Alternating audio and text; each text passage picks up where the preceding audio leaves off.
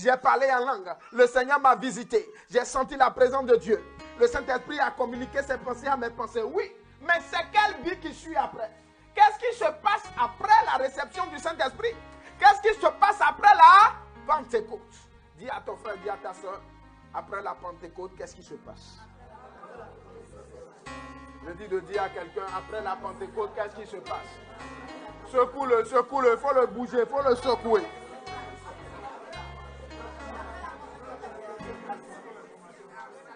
Dis-lui, tu as reçu le Saint-Esprit et après. Tu as reçu le Saint-Esprit et après. Tu as reçu le Saint-Esprit et après. Tu as reçu le Saint-Esprit et après. Tu as reçu le Saint-Esprit et après. Tu as reçu le Saint-Esprit, mais tu en fais quoi? Il faut lui dire ça, il faut lui demander. Tu as reçu le Saint-Esprit, mais tu en fais quoi? Tu deviens quoi? Aïe, aïe, aïe, aïe, aïe, aïe, aïe, chrétien, on n'a qu'à poser les vraies questions ce matin. Tu as reçu le Saint-Esprit, mais toi là, tu deviens quoi? Parce que si tu es resté le même qu'avant dimanche dernier, il y a un problème. Je parle à un enfant de Dieu ce matin.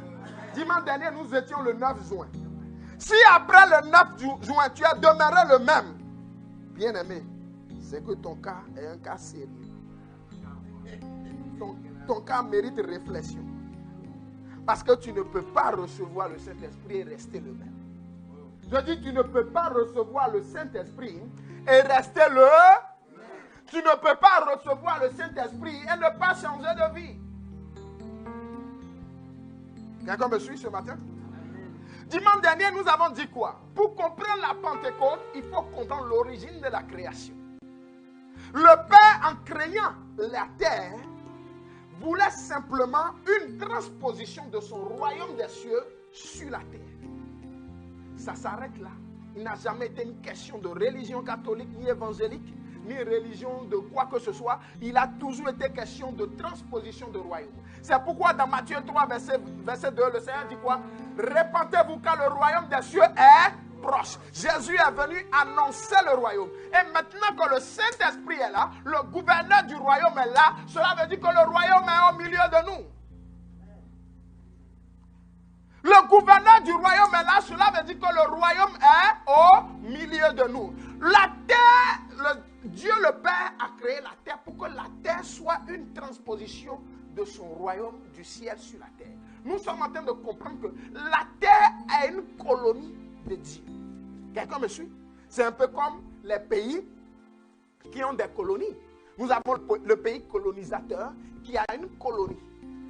Donc, l'objectif premier du pays colonisateur, c'est de tout faire pour que sa colonie soit à son image. C'est de tout faire pour que la colonie parle son langage, ait le même mode de vie, ait les mêmes pensées, ait les mêmes trains de vie. Nous sommes en train de comprendre que la vie de la colonie dépend de la vie du pays colonisateur. Nous sommes en train de comprendre que notre vie sur la terre, à nous enfants de Dieu, dépend de notre roi, le Père. Quelqu'un me suit?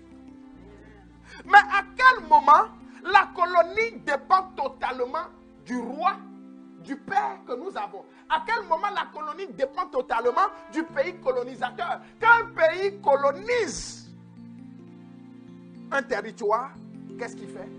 Il envoie un représentant.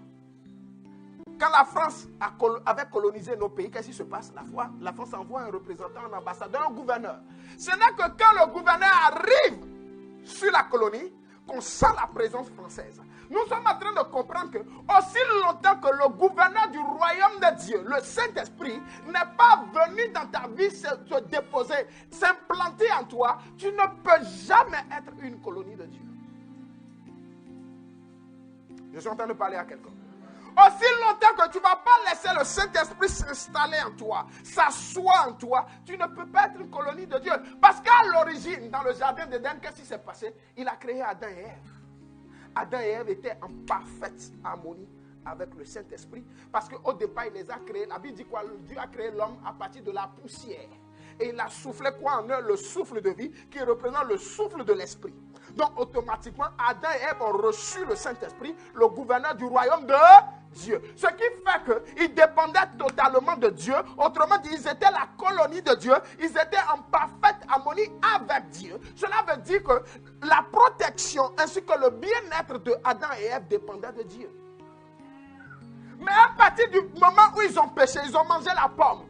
Cela représente quoi? Le fait qu'ils aient mangé la pomme représentait leur déclaration d'indépendance.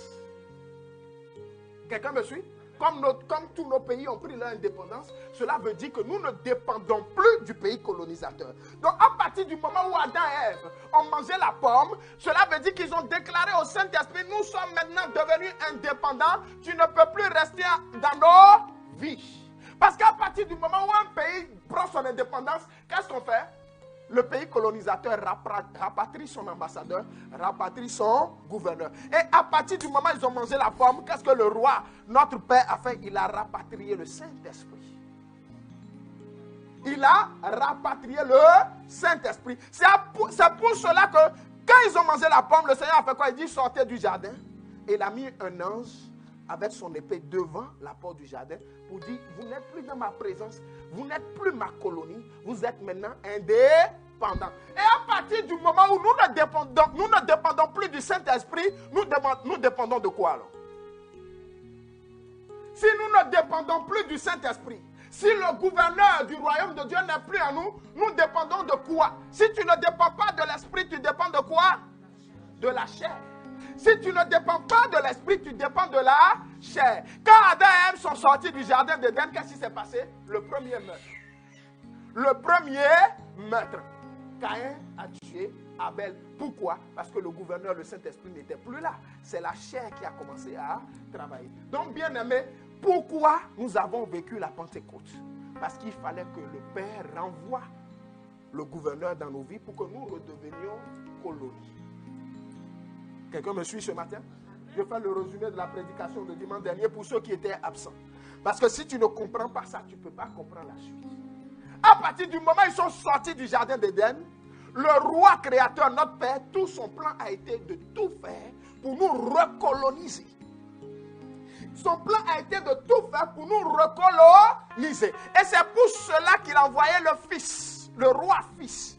Le Fils est venu faire quoi? Il est venu se donner à la croix. Pourquoi? Parce que le péché est rentré par un homme, par le premier Adam. Le péché devait sortir par un homme, le dernier Adam qui est Jésus de Nazareth. Nous voyons que Jésus-Christ est venu nous réconcilier avec notre Père.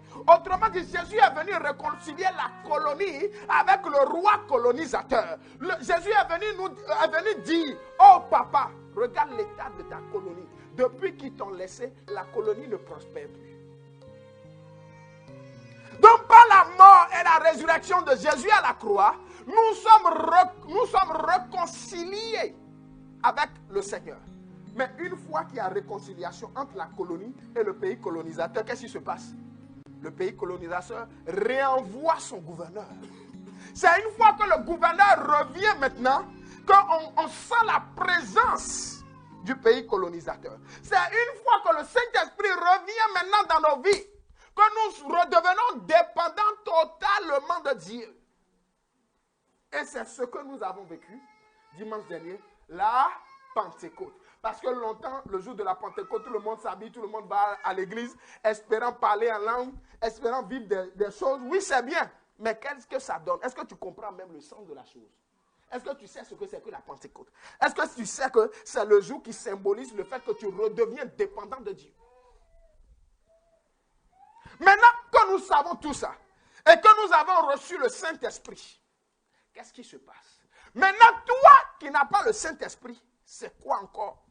C'est quoi la conséquence? Parce que si le gouverneur ne revient pas, cela veut dire que mon état ne change pas. Cela veut dire que je suis toujours dans la chair. Cela veut dire que je ne dépends pas de Dieu. Je dépends de ma chair, de mon âme, de mes émotions, de mes sentiments. Et le salaire de la chair, c'est quoi? La chair amène en quoi? Au péché. Et le salaire du péché, c'est la mort. Cela veut dire que la mort sera mon quotidien permanent. Mais à partir du moment où l'esprit vient, l'esprit apporte la vie. Donc j'ai besoin du Saint-Esprit. Je dis j'ai besoin du Saint-Esprit. Mais maintenant que j'ai le Saint-Esprit, Je l'espère pour tout le monde. J'espère que tu as vécu la Pentecôte. Maintenant que j'ai le Saint-Esprit, qu'est-ce que je deviens? Quelqu'un me suit? Maintenant que j'ai le Saint-Esprit, qu'est-ce que je deviens? Maintenant que j'ai le Saint-Esprit, qu'est-ce que je deviens? Lisez avec moi Jean chapitre 3.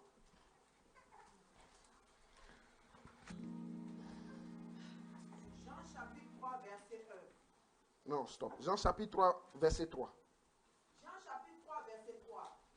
Jésus lui répondit, en vérité, je te le dis, si un homme est né de nouveau, il ne peut voir le royaume de Dieu. Nicodème lui dit. Stop. Jésus dit à Nicodème. Jean 3, verset. Jésus dit à Nicodème.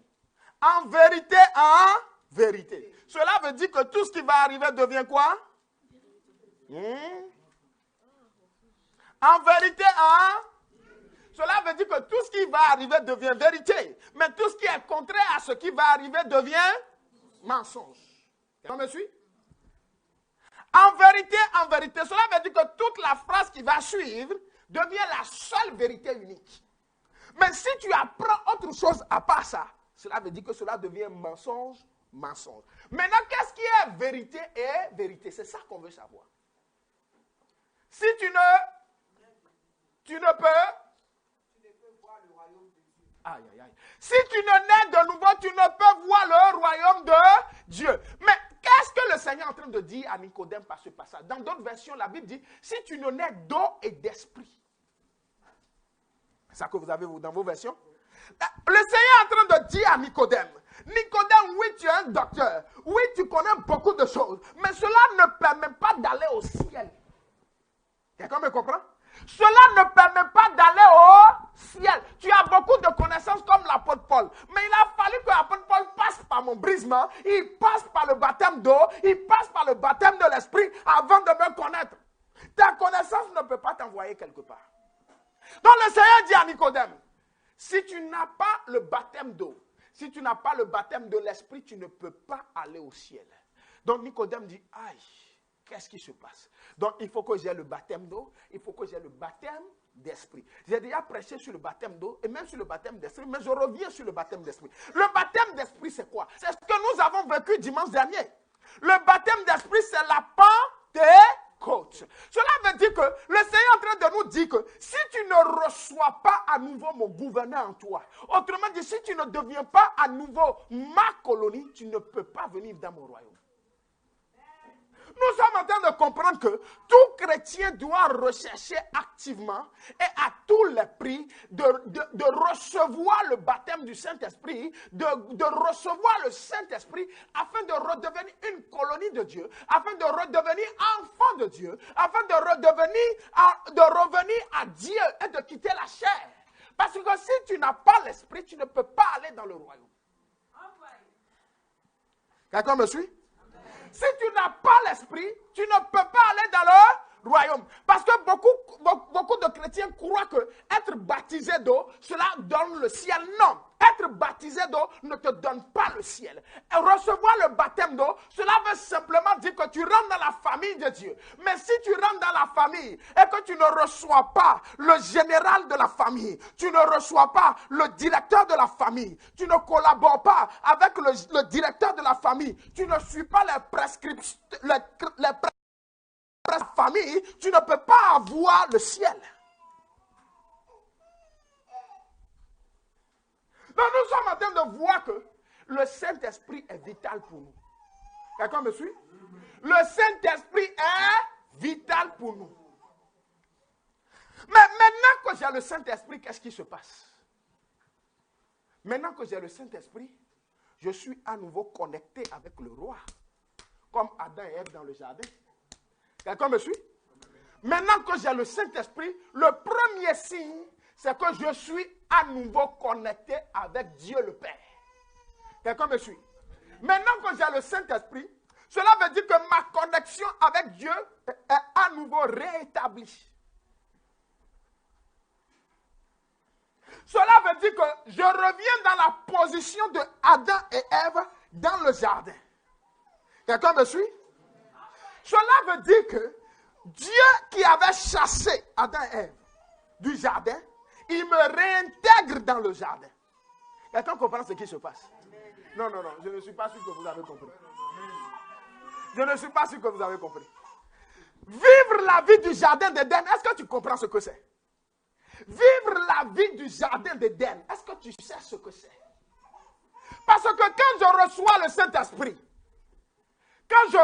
le Saint-Esprit, je suis à nouveau reconnecté avec Dieu. Cela veut dire que je suis à nouveau dans le jardin d'Éden. Vous me suivez? Cela veut dire à nouveau, Dieu me visite le matin et le soir. Aïe, aïe, aïe, aïe, aïe, aïe, aïe. La Bible dit que dans le jardin d'Éden, Dieu visitait Adam et Ève matin et soir. Cela veut dire qu'une fois que je reçois le Saint-Esprit, je suis à nouveau en connexion directe et permanente avec Dieu. Le Seigneur me visite le matin, il me visite le soir. Mais cela ne s'arrête pas là. Dans le jardin d'Éden, qu'est-ce qu'il leur a dit? Il dit, vous pouvez toucher à tout, mais sauf à l'arbre de vie et de la mort. Cela veut dire qu'une fois que je reçois à nouveau le Saint-Esprit, j'ai accès à tout maintenant dans la vie. J'ai réaccès à tout. J'ai réaccès à toute grâce. J'ai réaccès à toute faveur. J'ai réaccès à toute bénédiction. J'ai réaccès à toute porte fermée. Sauf l'arbre de vie et de la mort. Donc, recevoir le Saint-Esprit, c'est réjouir du bonheur et des bienfaits du jardin d'Éden.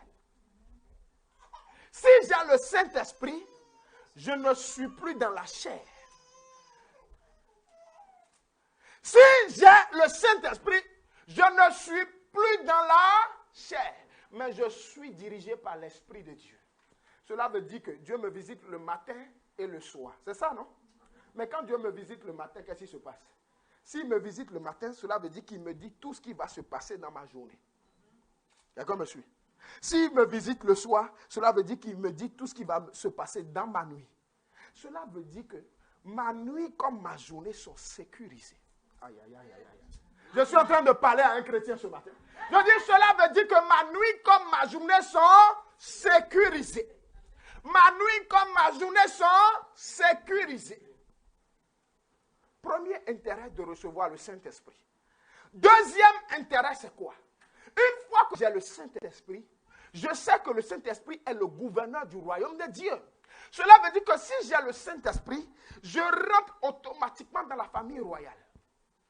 Quelqu'un me suit? Je dis, je rentre automatiquement dans la famille royale. Cela veut dire que j'ai des droits royaux.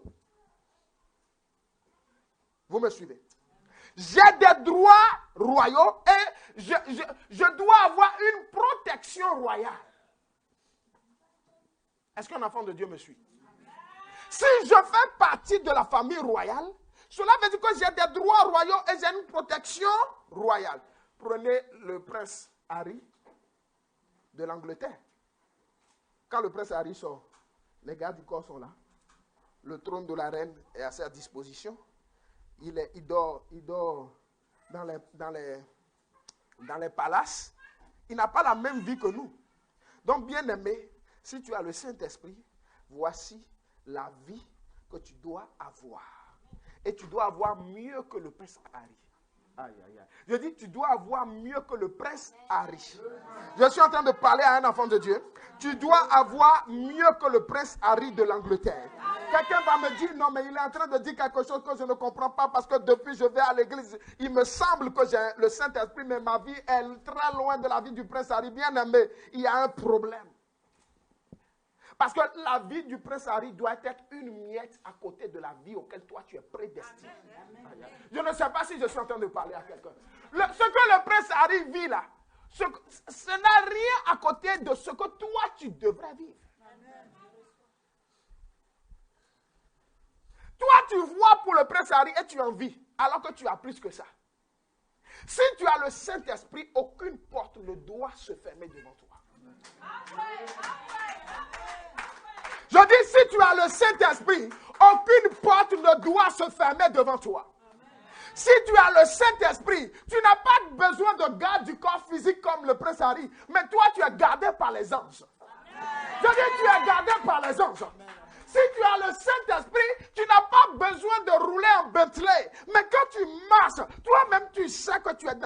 créature qui n'a pas encore existé sur la terre.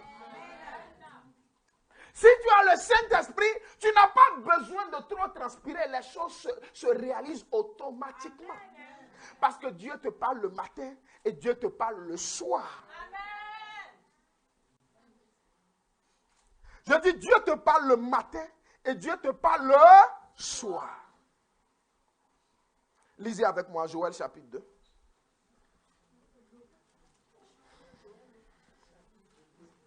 Les chrétiens, Joël. Chrétiens. Lisez avec moi Joël chapitre 2, faites vite. Verset 26.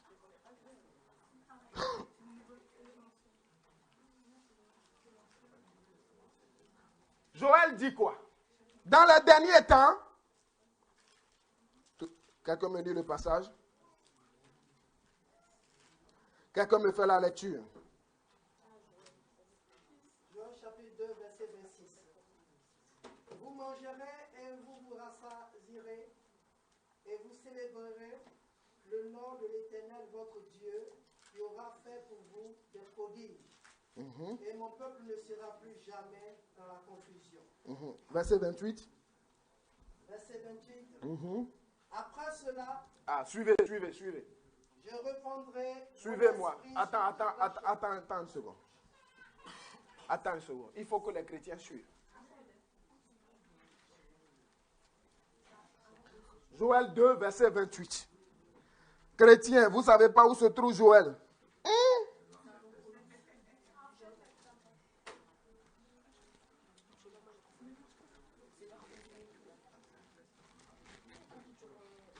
Osée, c'est dans les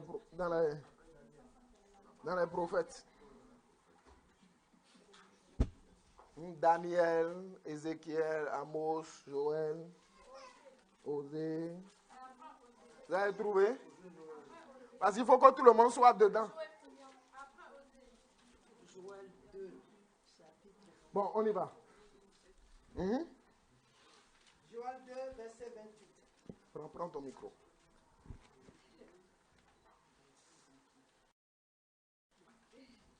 Joël 2, verset 28.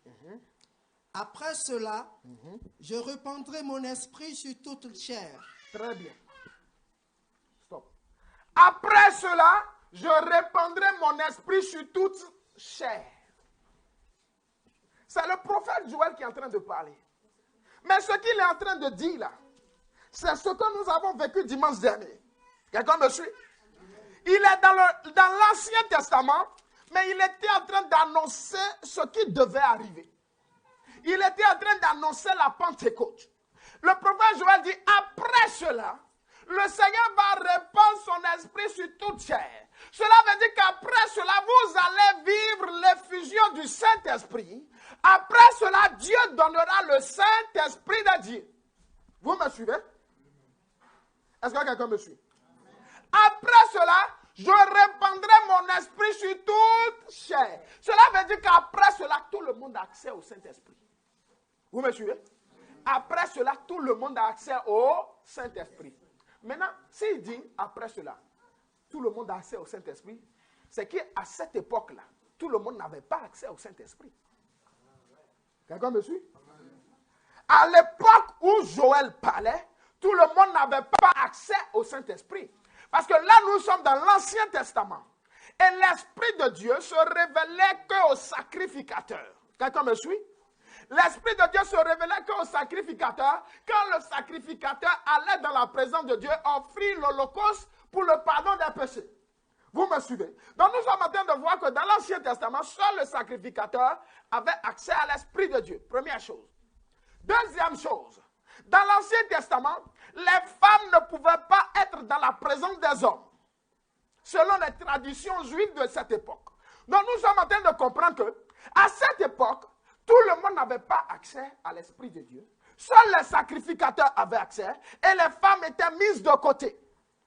Mais là, le prophète Joël dit quoi? Il dit, quand le Seigneur Jésus va arriver, quand il sera mort à la croix, enseveli, ressuscité, il va reprendre son esprit sur toute chair. cela veut dire qu'il n'y a plus de discrimination, il n'y a plus de sacrificateur qui a lui seul accès au Saint-Esprit, il n'y a plus que les hommes qui ont accès, non. Le Saint-Esprit est répandu et donné à tout le monde. Mais dis-nous comment il va donner à tout le monde. Vos fils et vos filles prophétiseront. Très bien. Il dit après cela, quand Jésus sera venu, mort à la croix, enseveli, ressuscité, remonté vers le Père, cela veut dire que les fils et les filles, vous pourront avoir le don de prophétiser. Alors qu'avant, seuls les fils, seuls les hommes avaient accès à Dieu. Maintenant, il n'y a plus de discrimination de genre. Le Saint-Esprit est à la portée de tout le monde. Que tu sois homme ou femme, aujourd'hui, tu as droit et accès au Saint-Esprit de Dieu. Après ça, qu'est-ce qu'il nous dit? Vos vieillards auront des songes et vos jeunes gens des visions. Cela veut dire qu'avoir le Saint-Esprit, ce n'est plus une question d'âge. Vieux, jeune, tout le monde a accès au Saint-Esprit. Et la suite? Même sur les serviteurs et sur les servantes, dans ces jours-là, je répandrai mon esprit. Vous voyez, le Saint-Esprit, ce n'est pas une question de non, toi tu es domestique, toi tu es serviteur, toi tu es servante, moi je suis le maître de la maison, je suis le seul à avoir accès au Saint-Esprit. Non, il n'y a plus de discrimination de couche sociale, il n'y a plus de milieu social. Tout le monde a accès aujourd'hui au Saint-Esprit. Que tu sois garçon ou femme, tu as accès. Que tu sois pasteur ou pas pasteur, tu as accès. Que tu sois jeune ou pas ou vieux, tu as accès. Que tu sois servante, domestique, que tu sois gars d'enfant, quel que soit ce que tu es, tu as accès au même Saint-Esprit que nous tous.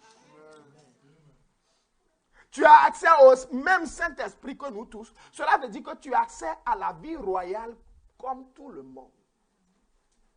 Nous sommes en train de comprendre que le serviteur domestique ou servante là, s'il reçoit le Saint-Esprit, il est capable de changer de vie.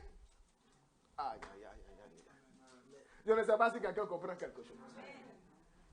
Toi, tu penses que le Saint-Esprit est réservé à une minorité. Tu penses que le Saint-Esprit est réservé à des gens qui ont un bon niveau social. Non. Quelle que soit ta situation, quel que soit le travail que tu as, que tu sais pas, même si ton français est tordu, tu as accès au Saint-Esprit. Et le Saint-Esprit est capable de changer ta vie sociale. C'est ça que tu dois comprendre. Le Saint-Esprit est capable de changer ta vie sociale. Parce que quand tu le reçois, cela veut dire que tu reçois le royaume de Dieu. Et le royaume de Dieu, c'est un royaume de gloire et de grâce. C'est le royaume du Dieu créateur. Il n'y a rien qui manque dans ce royaume. Donc quand tu reçois le Saint-Esprit, tu peux être pourri, tu peux être dans la boue, tu peux être sans travail, tu peux être sans femme, tu peux être sans enfant, mais tu le reçois, il change ta situation. Amen. Je dis, si tu le reçois, il change ta situation. De stérile, tu deviens maman dans le nom de Jésus. Je dis, sans travail, tu reçois un travail dans le nom de Jésus. Je dis, sans mariage, tu reçois un mari dans le nom de Jésus. Je dis, sans femme, tu reçois une femme dans le nom de Jésus. Le Saint-Esprit le fait maintenant. Alors, comment je fais pour changer de vie? J'ai besoin du Saint-Esprit. Comment je fais pour changer de vie? J'ai besoin du Saint-Esprit. J'ai reçu le Saint-Esprit et après. Très bien, Dieu te bénisse. J'ai reçu le Saint-Esprit et après, je le garde. Il devient mon ami personnel. J'apprends à le connaître. J'apprends à connaître son langage. J'apprends à savoir comment il parle. J'apprends à le consulter en toutes choses. Même avant de payer une baguette de pain, je lui demande, Saint-Esprit, es-tu sûr que je dois aller dans cette boulangerie? J'apprends à être dépendant du Saint-Esprit. Oh Saint-Esprit, tu es l'être le plus cher de ma vie. Je suis en train de dire à quelqu'un que le Saint-Esprit doit être la chose la plus précieuse de ta vie.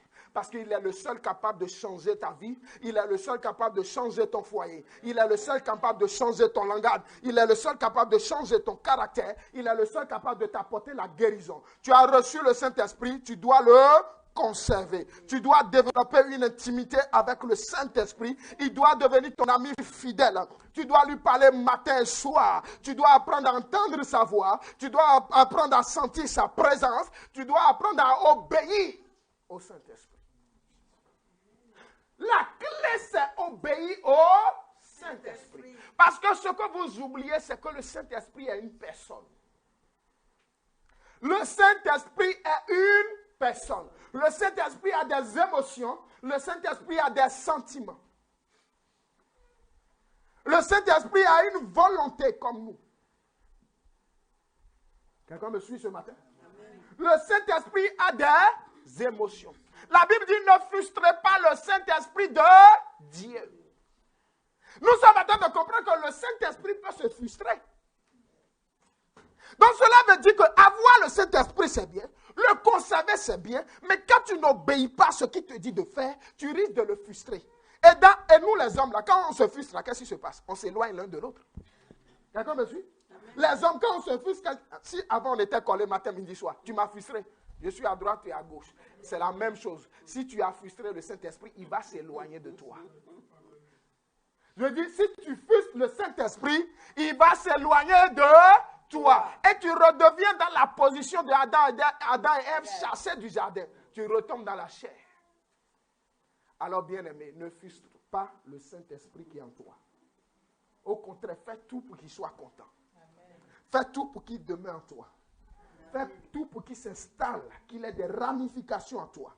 Fais tout pour qu'il soit épanoui en toi. Ne frustrez pas le Saint-Esprit de Dieu. Ne frustrez pas le Saint-Esprit de Dieu. À quel moment on frustre quelqu'un? Je frustre quelqu'un quand je ne fais pas ce qu'il me demande de faire. Est-ce que ce n'est pas ça? Est-ce que ce n'est pas ça? C'est ça. Je demande à la sœur, ne t'assois pas sur mon fauteuil. Ce n'est pas compliqué. Assois-toi à gauche, assois-toi à droite. Mais pour moi, il ne faut pas t'asseoir dessus. L'histoire est terminée. Mais comme elle, personne ne lui donne de loi. Personne ne doit lui dicter ce qu'elle doit faire. Elle va se lever, elle va s'asseoir dessus quand même. Mais c'est ce que nous faisons au Saint-Esprit. Il t'a dit, lève-toi, va à l'église. C'est ce qu'il t'a dit. Lève-toi ce dimanche, va à l'église. Mais comme toi, dans ta chair, tu te dis que tu es fatigué. Dans ta chair, tu te dis que si tu vas à l'église, tu vas rater ton rendez-vous qui est dans l'après-midi. Tu es assis dans ton canapé, devant ta téléfoot. Tu regardes bien le foot. Et quand il est midi, maintenant tu dis, Saint-Esprit, je m'en vais à mon rendez-vous à campagne. Il y a longtemps, il t'a laissé. Je dis à quelqu'un, il y a longtemps, il t'a laissé. Il ne peut pas t'accompagner. Parce que quand lui te demande de faire, tu dis non. Mais toi, tu veux maintenant qu'il fasse pour toi. Ça ne marche pas comme ça. Ça ne marche pas comme ça. La Bible dit dans le livre de Amos 3, 2 personnes peuvent-ils marcher ensemble sans être en accord? Ça ne peut pas. Si le Saint-Esprit est en toi, tu dois marcher avec lui. Vous devez vous entendre. S'il te dit assieds-toi à gauche, tu t'assois à gauche. Le jour où toi-même tu lui dis fais ci pour moi, il fait ça pour toi. Que le Seigneur vous bénisse. Amen. Que le Seigneur vous soutienne. J'ai reçu le Saint-Esprit et après, quand je reçois le Saint-Esprit, je dois le conserver. Je dois développer ma relation avec lui afin qu'il change ma vie et qu'il me donne accès au Père. Que Dieu vous bénisse. Que sa grâce demeure sur vos vies. Lève les 2 mains vers le ciel.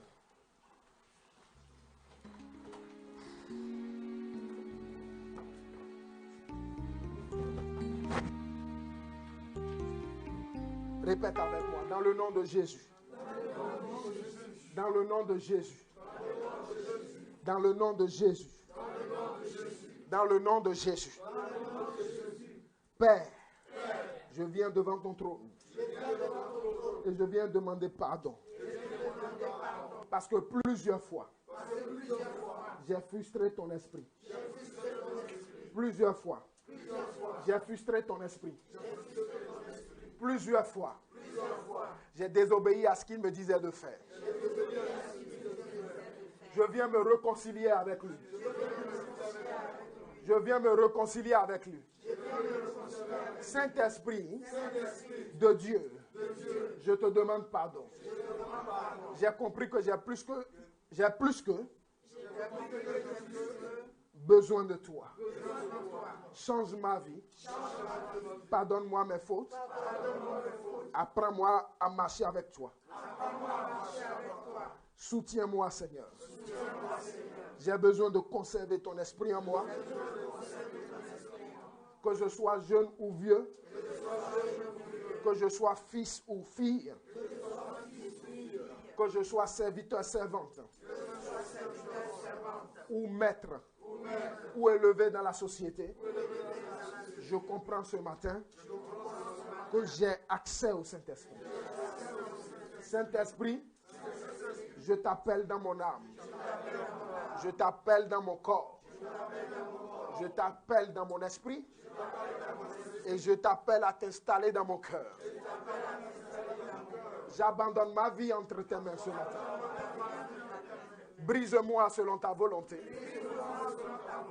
Brise-moi selon ta volonté. Change-moi selon ta volonté. Façonne-moi selon ta volonté. Rends-moi à l'image de Dieu le Père. Rends-moi selon la ressemblance de Dieu le Père. Change ma vie. Je te redéclare ma dépendance. Je dépends de toi à 100%. Œuvre dans ma vie maintenant. Et rends-moi prospère. Selon l'état de mon âme. Dans le nom de Jésus, nous avons prié. Acclame Dieu, acclame Dieu, acclame Dieu. Acclame Dieu, acclame Dieu. Acclame Dieu. Acclame le Seigneur, acclame le Seigneur, acclame le Seigneur. Je dis d'acclamer Dieu.